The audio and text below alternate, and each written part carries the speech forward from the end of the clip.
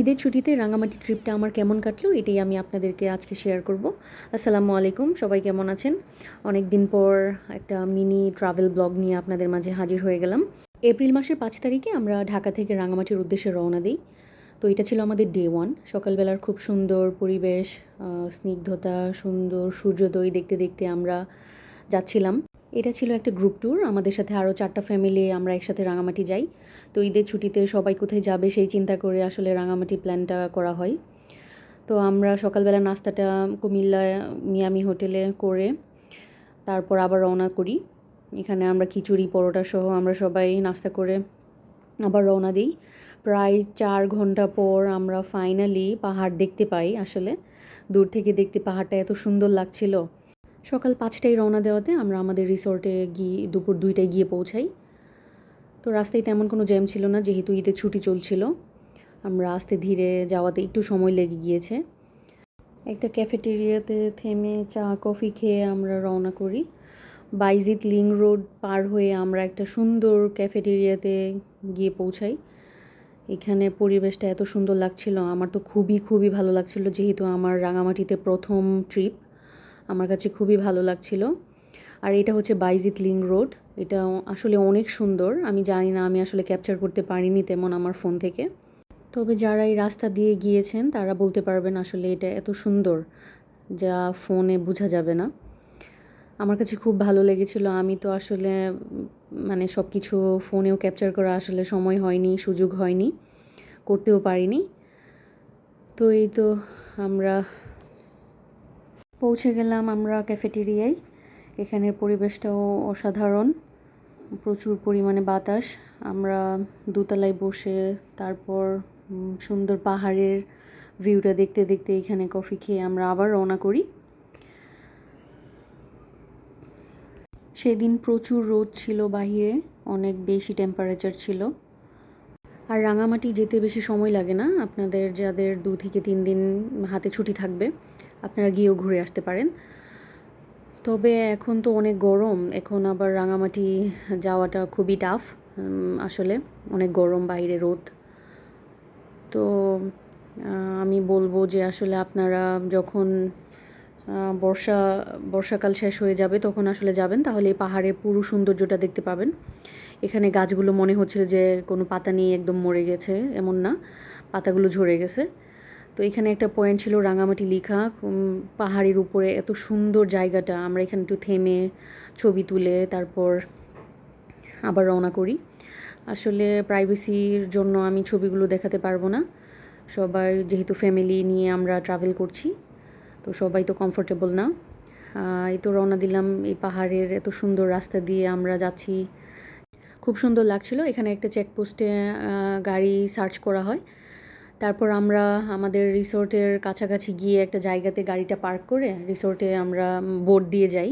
তো এখানে বোট দিয়ে যেতে হবে একদম দুপাশের বিলের হ্রদের মাঝখানে আমাদের রিসোর্টটা। খুবই সুন্দর পরিবেশ এখানে, তো আমি একেবারে মেল্ট হয়ে যাচ্ছিলাম।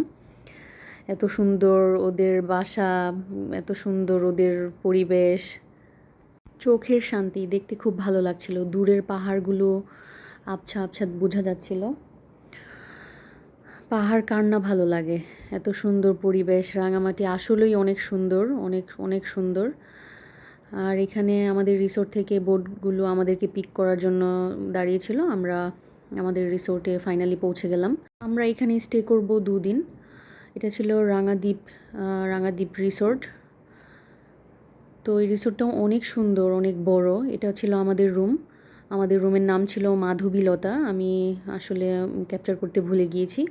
এখানে রুমগুলো এত বড় বড়, সবগুলো রুমই অনেক সুন্দর। আমরা সিঙ্গেল বেডের রুম নেই। এখান থেকে ভিউটা খুবই সুন্দর। আসলে এখানে একটু হাফ হিল ভিউ, পাশে হচ্ছে হ্রদটা দেখা যাচ্ছে। ফ্রেশ হয়ে আমরা চলে এলাম দুপুরে খাবার খাওয়ার জন্য।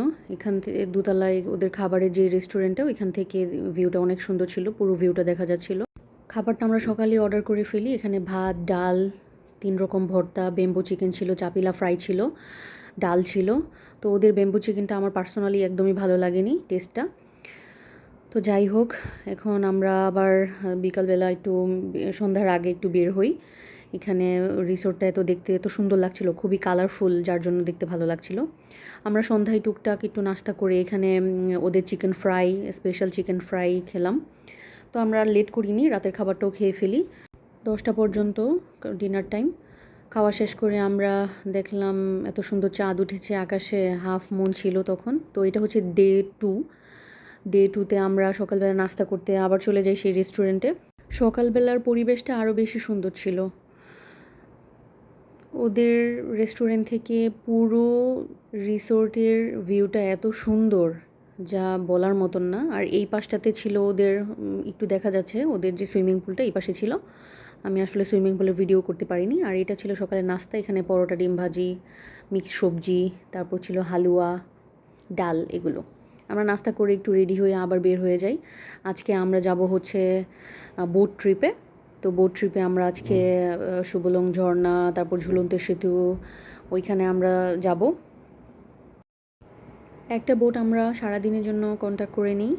এখানে উনি আমাদেরকে নিয়ে যাবে শুভলং ঝর্ণা, ঝুলন্ত সেতু, এগুলো দেখতে। তারপর আমরা অবশ্য প্যাদা টিংটিংয়ে দুপুরবেলা খাবারটা খেয়ে তারপর আমরা আসি। তো প্যাদা টিংটিংয়ের খাবারটাও খুব সকালবেলা আমরা অর্ডার করে ফেলি।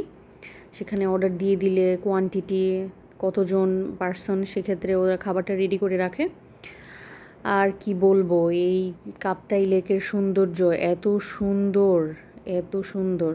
এখানে আমরা একটা জানি না আসলে এই জায়গাটার নাম কি ছিল। তো আমরা এই জায়গাটাতে এখানে একটু থামি। এখানে পাহাড়ের উপরে একটু ঝুমঘর ছিল, তারপর দোকান ছিল এখানে। তারপর আমরা টুকটাক কিছু কেনাকাটা করে আমরা আবার রওনা করি। এখন আমরা যাব শুভলং ঝর্ণার উদ্দেশ্যে।